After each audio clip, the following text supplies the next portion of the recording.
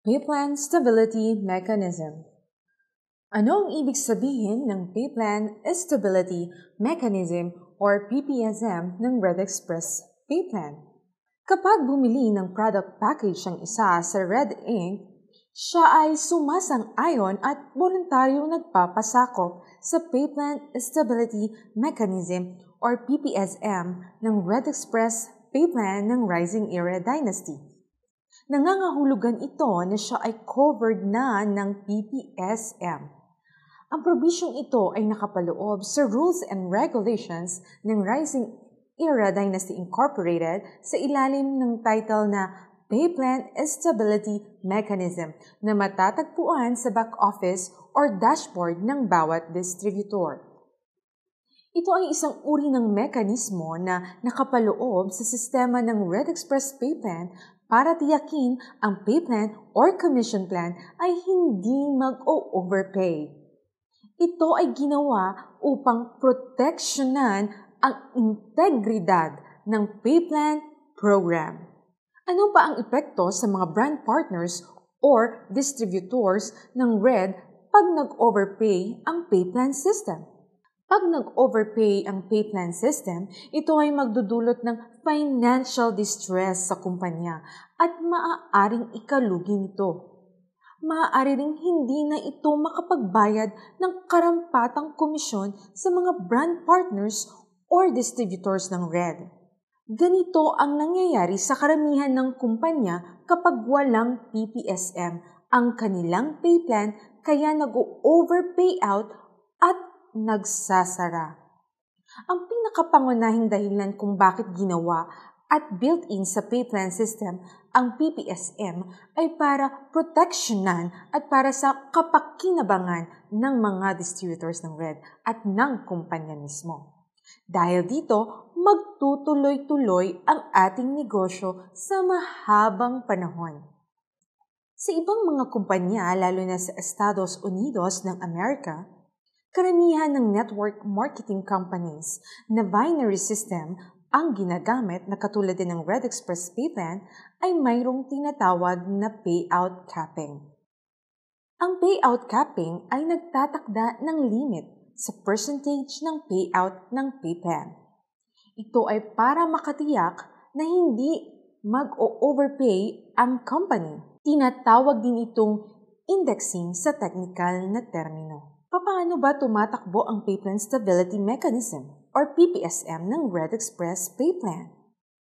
Nakapaloob sa provisyon ng PPSM na ang maximum payout ng Red Express Payplan ay nakatakda 70% maximum payout kasama ang mga produkto nito.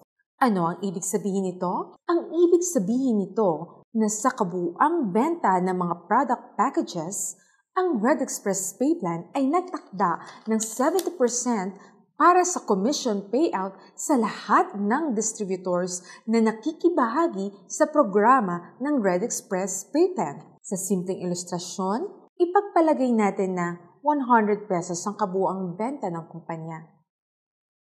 Ang 70 pesos ay nakalaan para sa payout commission at produkto. Ito ay katumbas ng 70% ng kabuuang benta ng kumpanya sa product packages. Ibig sabihin, ito ang gagamitin na maximum na halaga para ipambayad ng komisyon at mga produkto. Ipagpalagay natin na sa pagkakataong ito, based sa computation ng PPSM, ay umabot sa 80% ang payout at produkto. Ang 10% na sumobra ay otomatikong ibabawas at equally deducted based sa percentage sa commission sa lahat ng distributors na may commission. Ipagpalagay natin na mayroong 100 distributors na nag-participate sa Red Express sa pagkakataong iyon. Ang kabuuang 10% na may katumbas na 10 pesos na sumobra sa 70% maximum payout ay equally deducted based sa porsyento na ibabawas sa komisyon sa bawat distributor. Kung inyong mapapansin, nagtutulong-tulong ang lahat ng distributors at ang kumpanya sa kabuuan para hindi mag-overpay ang pay plan. Ang natitirang percentage sa kabuuang benta ng product packages ay ginagamit sa operational expenses gaya ng pagpapasweldo, mga renta, marketing expenses, taxes, at iba pa. Maihahalin tulad natin ng PPSM sa bayanihan system. Ang kumpanya at ang mga distributors ay nagtutulungan para magpatuloy ang red business model at maibahagi ng tuloy-tuloy ang ating mga dekalidad na mga produkto sa ating mga consumers. Ang PPSM ay katulad din ng prinsipyo ng insurance na katulong natin at kaagapay upang matiyak natin na tayo ay protektado mula sa overpayout. Dahil sa PPSM, ang negosyo natin ay magiging mas madali, mas mabilis, at may pagkakataon na maabot ang ating mga pangarap. Ang presentasyong ito ay para sa educational and training purposes only, upang ipaliwanag ng mabuti ang PPSM at maunawaan sa simpleng termino. Kung mayroon kayong katanungan tungkol sa PPSM, mangyaring makipag-ugnayan sa taong nag-share sa inyo ng presentasyong ito. Paalala, ang Rising Era Dynasty Incorporated o RED ay hindi isang investment company.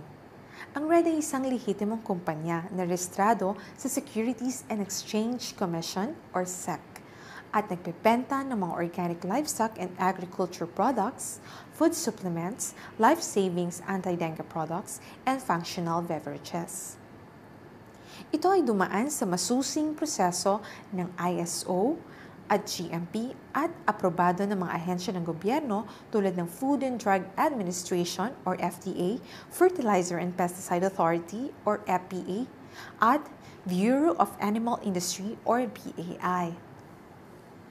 The Red Express Pay Plan presentation is for informational and educational purposes only. Hindi ito nagpapakita o garantiya ng actual income ng isa.